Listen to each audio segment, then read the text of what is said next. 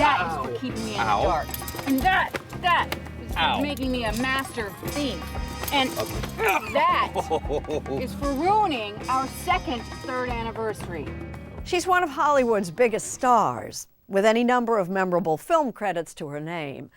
But did you know that Julia Roberts also knits?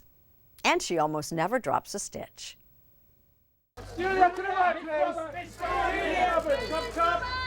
Julia Roberts, at 54, is a beautiful woman. She was People magazine's most beautiful woman in the world, a record 5 times. But at Smyrna, Georgia's Campbell High School, oh, Miss Panthera. Not even a runner-up. I have to say, the pinnacle of my looks was that one moment. After graduation in 1985, she followed her sister Lisa, an aspiring actor, to New York City.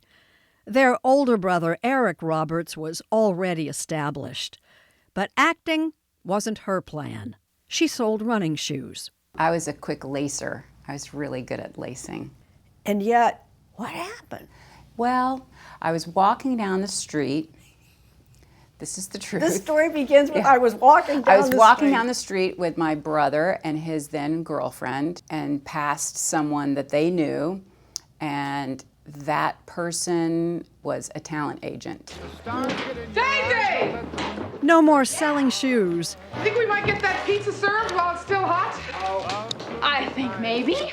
Julia Roberts was waiting tables in Mystic Pizza, a low-budget film that's become a cult classic. We are hateful, awful people. Here, all we've been talking about is weddings and psychotic animals. The newcomer in the stellar cast of Steel Magnolias. But 1990 was a different story.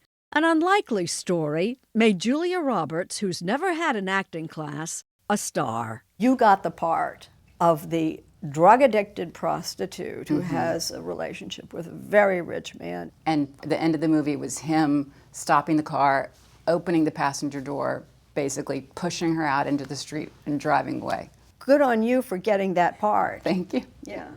Pretty grim stuff. And then the studio went bust. I think over the course of a weekend, I didn't have a job. And then about a week later, they said, oh, the script was sold to Disney. Disney? Yeah. Right? With Gary Marshall, known for Family Fare, The Odd Couple, and Happy Days, directing. He didn't see Roberts in the part, but as a courtesy, he did see her. And he goes, what's the story with you? Some people say you can't dress her up. Some people say you can't dress her down. I don't know what it is. I said, I don't know what it is. It was a perfect fit, is what it was. And that dress is one of the most iconic in film. Did you enjoy the opera, dear? Oh, it was so good, I almost peed my pants. What? Julia Roberts. In 2001, Julia Roberts won Best Actress for Erin Brockovich. And might have won for Best Dress, too. I love it up here. You turned up in a vintage Valentino. It was a beautiful dress that I tried on the Saturday before the Sunday of the Oscars for the first time. We didn't do anything to it. It fit perfectly. And she put it away. My daughter was digging through the closet looking for possible prom dresses last spring. It was like, what's this dress? And I said, well, try it on. It was too big for her, but she looked so lovely. And your daughter didn't know that that was her mother's Oscar? I don't think she did. She has 3 children with her husband of 20 years, Daniel Moder. I always think that they all look like me, and then Danny comes home from work and I go, oh, that's who they look like. Moder is a cinematographer whose film was premiering at Cannes. He took their daughter. She is a one-of-a-kind, that girl. I mean, we were FaceTiming actually right before they went out, and she was laying on the bed, and I said, what time is there? What are you guys doing? He goes, oh, Dad's, just putting his tie on. We're getting ready to go. And I said, oh, are you ready? Yeah. Like, she didn't really look ready to me. Ponytail, and I was like, little eyeliner. She was like, I didn't bring eyeliner, Mom. What are you talking about? And I was like, okay, yeah. I mean, eyeliner. Who needs eyeliner? Just can. I mean, you know, it's just sweet, just the innocence. She's just with her dad. It's not about anything else. What are you doing? You said this was your last job, Jerry. The couple first met on the set of The Mexican. Brad Pitt was her co-star.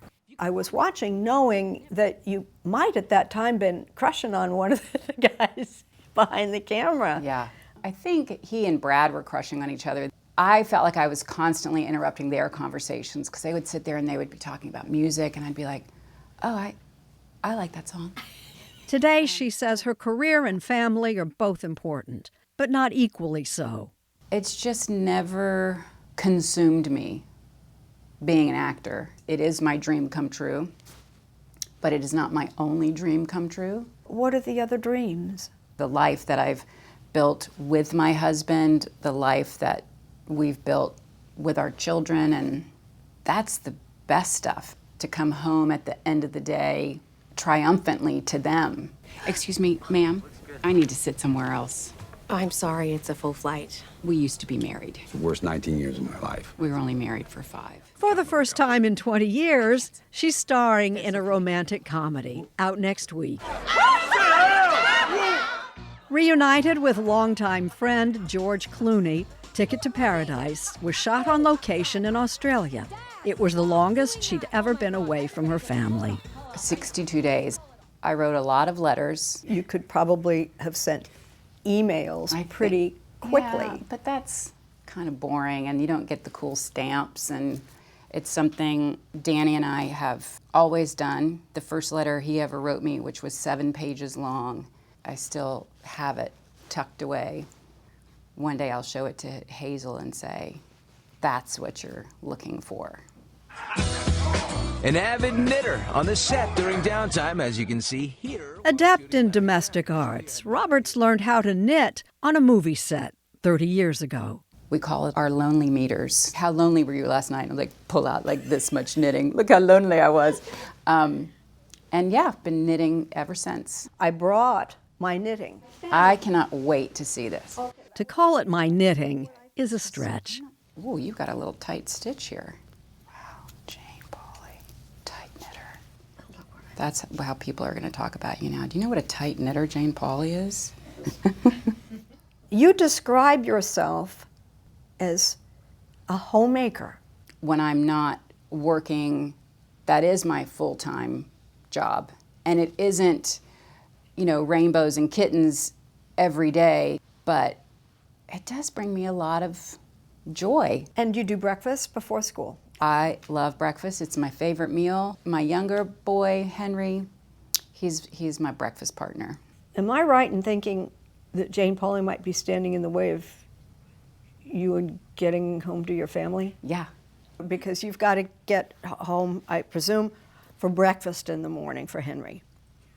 Yeah. Yes. We love our breakfast.